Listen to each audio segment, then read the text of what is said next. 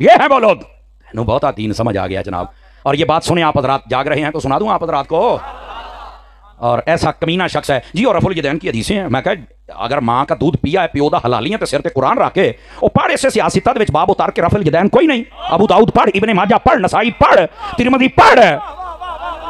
اگر اپنے پیو دا حلالی ہیں تو ماں تیری اپنی ہے. سمجھ آ رہی ہے نا. اچھا ہوں اس گل تے بڑے کلپ بناوندا جی سمر صاحب جدوں تقریر کر لوکی بول دے بہت نے. میں کہے دا مطلب ہے لوکی تینوں کنجر سمجھدے نے, کہاں بول دے نے. او بیٹھے اگر آپ رفع الیدین والی تمام حدیثوں کو لیتے ہو تو 2 سجدوں کے درمیان بھی رفع الیدین ثابت ہے نبی صلی اللہ علیہ وسلم سے.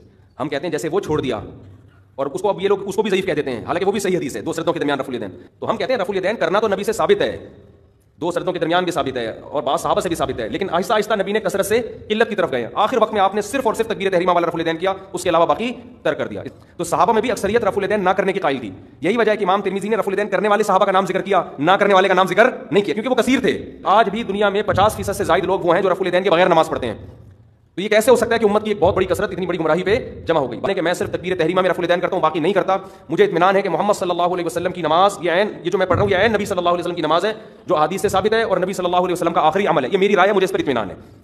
اور امام بخاری نے کیا کمال, پہلے تو اس کا مقدمہ لکھا ہے کہ یہ ان لوگوں کا رد ہے, یہ اس مجہول شخص کا رد ہے جس نے اجمیوں کی حدیث کی ناواقفیت کی وجہ سے رفع الیدین نہ کرنے کی بدعت ان میں جاری کر دی. میں اس شخص کے خلاف یہ کتاب لکھ رہا ہوں کہ جن بیچاروں کو عربی نہیں آتی تھی, حدیثوں کا پتہ نہیں تھا, ان اجمیوں کو یعنی نان عربز کو, یعنی ہم لوگ اس زمانے میں بھی عربی رفع الیدین کرتے تھے کیونکہ وہاں پہ مکہ مدینے سے دین آیا ہوا تھا اور اجمیوں کے پاس دین پہنچا تھا گوالوں کے ذریعے.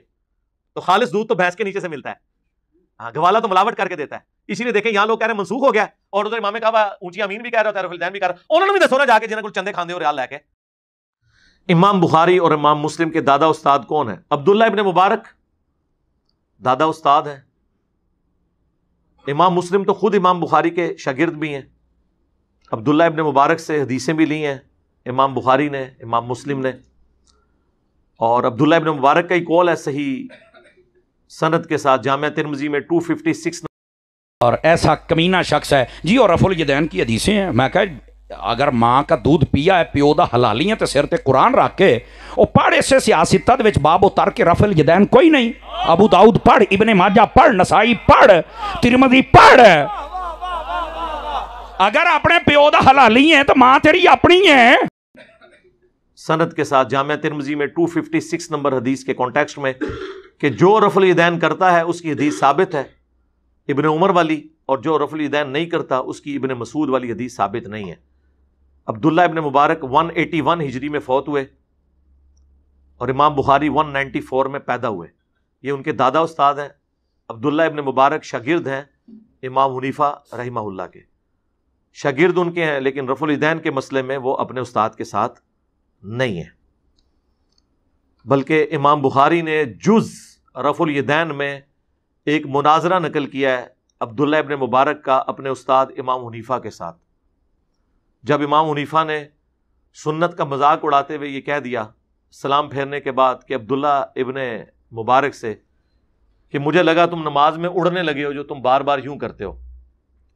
جب کوئی شخص سنت کا اس طرح مذاق اڑائے تو اس کا جواب بھی پھر پھکی سے دیا جاتا ہے. تو وہ پھکی عبداللہ ابن مبارک نے دی اور کہا کہ امام صاحب, استاد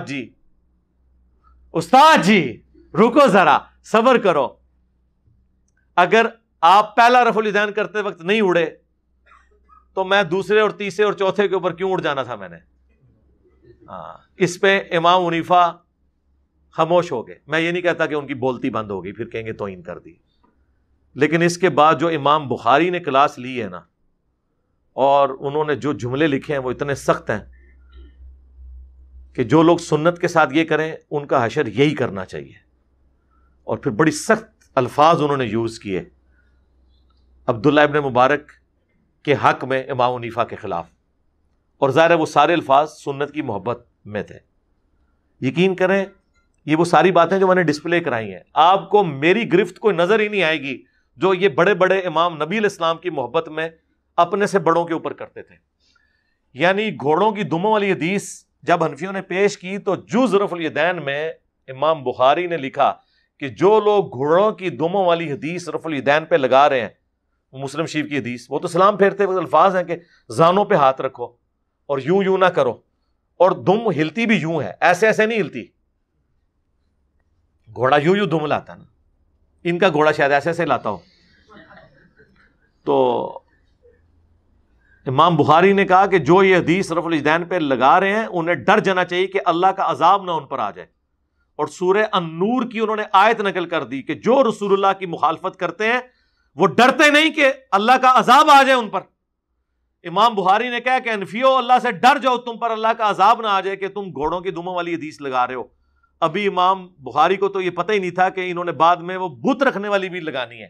اس پہ تو امام بخاری نے کوئی اس سے بھی سخت آیت ڈھونڈ کے تو ان کے اوپر لگانی تھی. اب حنفیوں کے گلے کا یہ کانٹا بنی ہوئی ہے، وہ کہتے ہیں نہیں جی وہ جز رفع الیدین تو امام بخاری سے ثابت ہی نہیں ہے. جناب کلمی نسخے موجود ہیں اس کتاب کے، پوری اسناد کے ساتھ.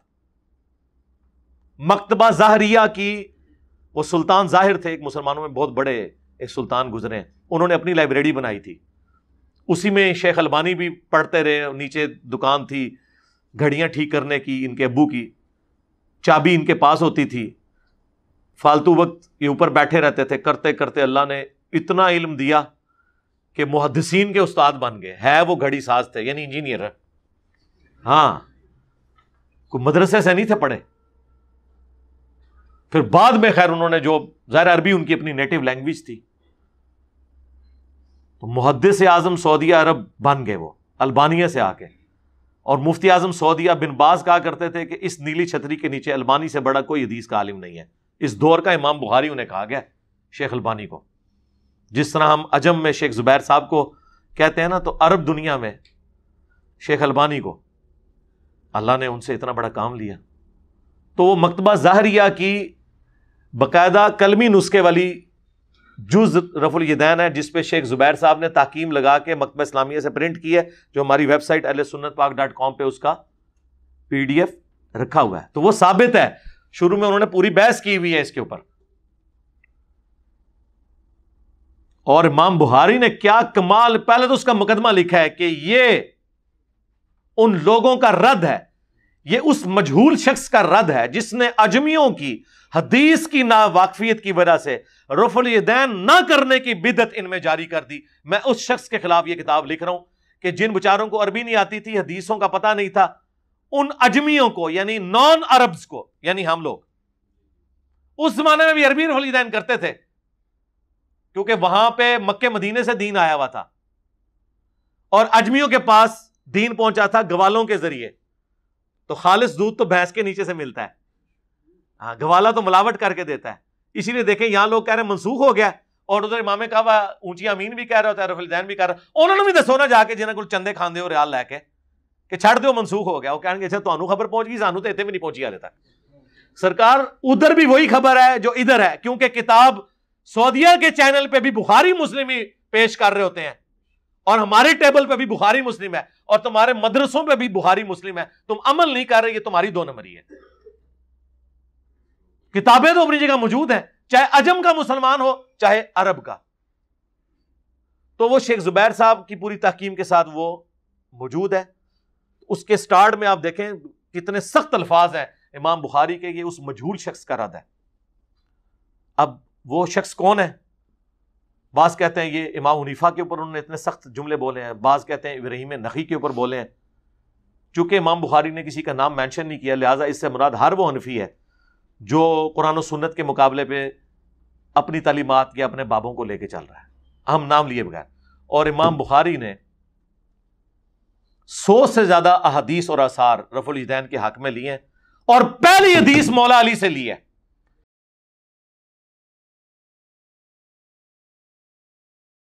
امام ابو حنیفہ کی رائے یہ ہے کہ یہ جو رکوع میں جاتے ہوئے یا رکوع سے اٹھتے ہوئے نبی نے کانوں سے ہاتھ اٹھایا، یہ پہلا عمل تھا، آخر وقت میں آپ نے اس کو ترک کر دیا تھا. امام ابو حنیفہ کی رائے یہ ہے کہ یہ جو رکوع میں جاتے ہوئے یا رکوع سے اٹھتے ہوئے نبی نے کانوں سے ہاتھ اٹھایا، یہ پہلا عمل تھا، آخر وقت میں آپ نے اس کو ترک کر دیا تھا. امام ابو حنیفہ کی رائے یہ ہے کہ یہ جو رکوع میں جاتے ہوئے یا رکوع سے اٹھتے ہوئے نبی نے کانوں سے ہاتھ اٹھایا، یہ پہلا عمل تھا، آخر وقت میں آپ نے اس کو ترک کر دیا تھا. تاکہ اگر کوئی کہنا جی ابو بکر سے ثابت کریں رفع یدین، جی عمر سے ثابت کریں، عثمان سے، علی سے، انہوں نے کہا چھڑ دو، رکو ذرا، صبر کرو، ہم علی سے ہی ثابت کر دیتے ہیں، تاکہ پھر یہ سوال ہی نہ کرو کہ آخری وقت تک کرتے تھے یا نہیں کرتے تھے۔ ہاں، خلفائے راشدین کرتے تھے یا نہیں کرتے تھے؟ اس شخص سے حدیث لے کے آئے کہ جو تینوں خلفاء کے ساتھ رہا اور رسول اللہ کے ساتھ رہا۔ اگر کوئی حدیث منسوخ بھی ہوئی تھی جو ابو بکر، عمر، عثمان کو بھی نہ پتا چلی، مولا علی سے تو نہیں چھپی ہوئی تھی۔ مولا علی کی وہ حدیث ترمذی اور ابن ماجہ میں بھی ہے کہ مولا علی نماز کا طریقہ سکھاتے ہیں تابعین کو، کہ نبی علیہ السلام جب نماز شروع کرتے تو دونوں ہاتھ کندھوں تک اٹھاتے، رکوع میں جانے لگتے تو دونوں ہاتھ کندھوں تک اٹھاتے، اور رکوع سے سر اٹھاتے تو دونوں ہاتھ کندھوں تک اٹھاتے۔ یہ حدیث ابن ماجہ میں اور ترمذی میں ہے، اور امام بخاری نے جز رفع الیدین میں پہلی حدیث یہ لے کے حنفیوں کے سارے سوال ختم کر دیے ہیں۔ پیسیفک اوشن کی گہرائیوں میں اور اٹلانٹک کی ٹھنڈک میں پھینک دیے جا کے۔ ایک روایت لکھ کے، اور لوگ کہتے ہیں جی ہم وہ روایتیں پیش کرتے ہیں، وہ کتاب ہی ثابت نہیں ہے۔ اور یار جو لوگ بخاری مسلم کی رفع الیدین کی حدیثیں نہیں مانے ہوئے ہیں، ان سے آپ نے جز رفع الیدین کی حدیثیں منوانی ہیں امام بخاری کی کتاب کی۔ اور جو قرآن کے عقیدوں کو نہیں مانے ہوئے، ان سے آپ نے امام بخاری کی کسی کتاب سے کوئی بات نقل کر کے ان سے منوانی ہے۔ لیکن پھر بھی ہمارے کلمہ کو بھائی ہیں، نمازیں ان کے پیچھے پڑھیں، چندے ان کو دیں، یہ آپ کو مسجد سے نکالیں تب بھی پیچھے پڑھیں، تاکہ آپ خاموش دعوت کریں سنت کی انشاءاللہ۔ سجدوں والا رفع الیدین نبی الاسلام نے کبھی کیا، کبھی چھوڑا نہیں جی، ہمارے نزدیک کوئی صحیح سند سے نبی الاسلام سے ثابت نہیں ہے۔ شیخ البانی نے ایک حدیث کو صحیح کہا ہے، سنن نسائی کی، وہ قتادہ کی تدلیس کی وجہ سے ضعیف ہے، ہم اس کو جواز کی حد تک مانتے ہیں۔ حضرت انس بن مالک کا عمل جز رفع الیدین میں آیا ہے کہ انہوں نے سجدوں کے درمیان رفع الیدین کیا تھا، میں بھی کبھی کبھار کر لیتا ہوں۔ اگر آپ رفع الیدین والی تمام حدیثوں کو لیتے ہو تو 2 سجدوں کے درمیان بھی رفع الیدین ثابت ہے نبی صلی اللہ علیہ وسلم سے۔ ہم کہتے ہیں جیسے وہ چھوڑ دیا، اور اس کو اب یہ لوگ اس کو بھی ضعیف کہہ دیتے ہیں، حالانکہ وہ بھی صحیح حدیث ہے 2 سجدوں کے درمیان رفع الیدین۔ تو ہم کہتے ہیں رفع الیدین کرنا تو نبی سے ثابت ہے، 2 سجدوں کے درمیان بھی ثابت ہے، اور بعض صحابہ سے بھی ثابت ہے، لیکن آہستہ آہستہ نبی نے کثرت سے قلت کی طرف گئے ہیں۔ آخر وقت میں آپ نے صرف اور صرف تکبیر تحریمہ والا رفع الیدین کیا، اس کے علاوہ باقی ترک کر دیا۔ تو لہٰذا آپ کو اس کا جواب مل گیا، جو حنفیوں کا اعتراض ہے یہ بالکل غلط ہے۔ اس کی وجہ سے باقی 4 رفع الیدین ایسے ہیں جن کے اوپر اجماع ہے اہل سنت کی کتابوں کا۔ نماز شروع کرتے وقت، ہر دفعہ رکوع میں جاتے ہوئے، ہر دفعہ رکوع سے اٹھنے کے بعد، اور 2 رکعتوں سے اٹھنے کے بعد۔ باقی جو رفع الیدین ہیں وہ اختلافی ہیں، ان کی وجہ سے یہ کیوں ختم کر رہے ہیں آپ؟ یعنی سجدوں کے درمیان رفع الیدین، ہر اٹھک بیٹھک کے اوپر رفع الیدین تکبیرات کے ساتھ، جس طرح شیعہ کرتے ہیں، تو یہ تو کام نہ کریں۔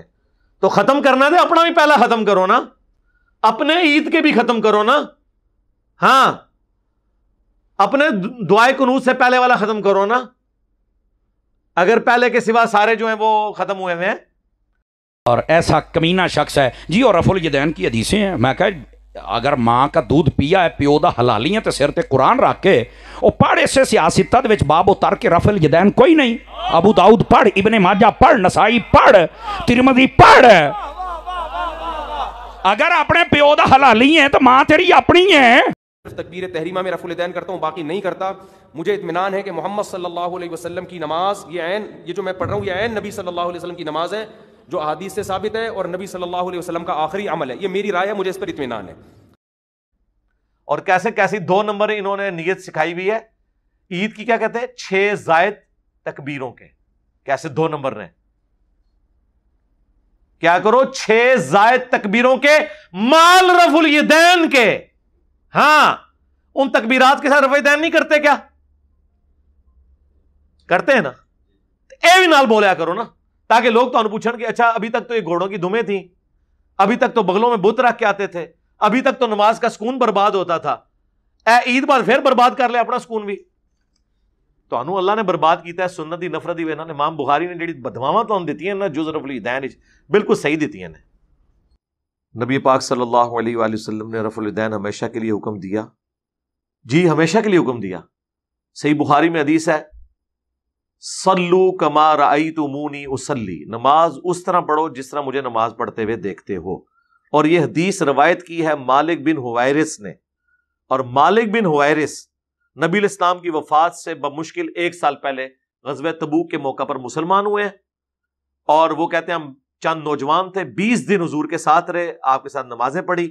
واپس جانے لگے تو حضور نے فرمایا صلی اللہ علیہ وآلہ وسلم، واپس جا کے اپنے گاؤں ایریا میں نماز قائم کرنا، اذان دینا، جس کو قرآن زیادہ آتا ہو، عمر میں بڑا ہو، تمہاری امامت کروائے، اور صلو کما رأیتمونی اصلی، اور دیکھنا نماز اس طریقے سے پڑھنا جس طرح مجھے پڑھتے ہوئے دیکھا ہے.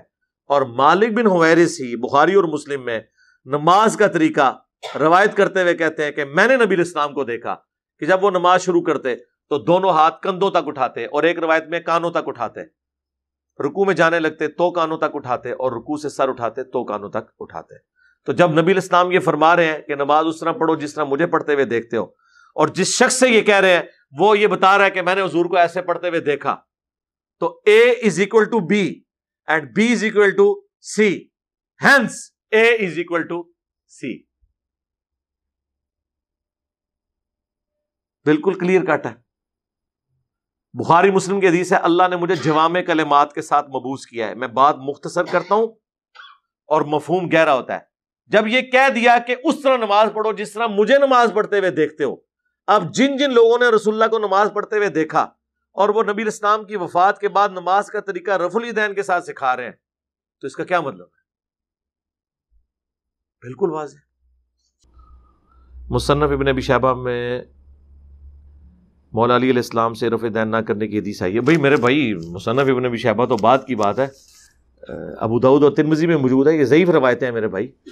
مولا علی سے جو نماز کا طریقہ ہے وہ جامعہ ترمذی اور سنن ابن ماجہ کے اندر موجود ہے، جو جز رفع الیدین میں امام بخاری نے پہلے نمبر پہ حدیث لی ہے مولا علی سے، وہ صحیح سند کے ساتھ ہے. روایتیں تو موجود ہیں، مصنف ابن ابی شیبہ سے پوری فقہ حنفی ثابت ہو جاتی ہے، لیکن وہ روایتیں بھی صحیح ہوں نا.